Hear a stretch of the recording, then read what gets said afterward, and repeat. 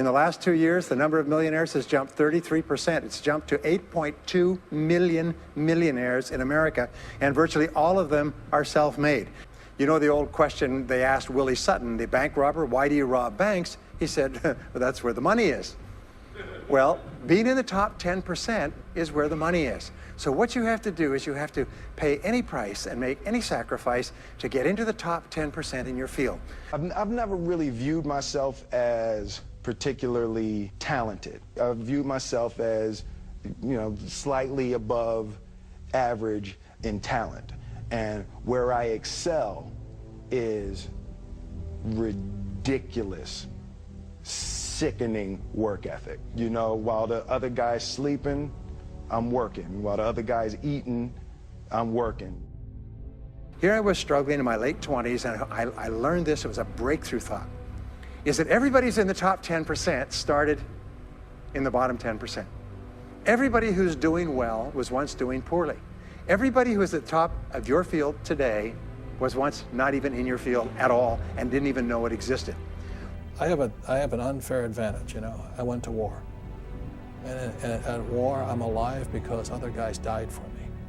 When you see stuff like that, how can I quit? Most guys are just wimps, pussies, cowards. They don't have it. So they should get a job. People say you have to have a lot of passion for what you're doing, and it's totally true. And the reason is because it's so hard that if you don't, any rational person would give up. It's really hard. And you have to do it over a sustained period of time. So if you don't love it, if you're not having fun doing it, and you don't really love it, you're going to give up. And that's what happens to most people, actually. If you really look at the ones that ended up, being successful, unquote, in the eyes of society, and the ones that didn't, oftentimes it's the ones that are successful loved what they did so they could persevere when it got really tough. And the ones that didn't love it quit because they're sane. Right? Who would want to put up with this stuff if you don't love it? For my part, I'm just happy that the Crimson called me Harvard's most successful dropout. I guess that makes me valedictorian of my own special class. I did the best of everyone who failed.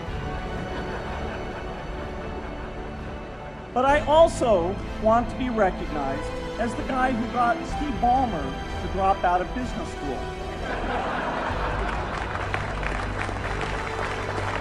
It goes back to why don't we have financial education in schools?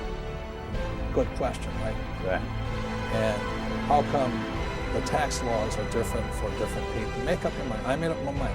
It's rich dad, poor dad. I want to listen to my old man, PhD. The government will take care of me. You save your money. And as you're saving your money, the Federal Reserve is printing trillions of dollars. I mean, how stupid can you be?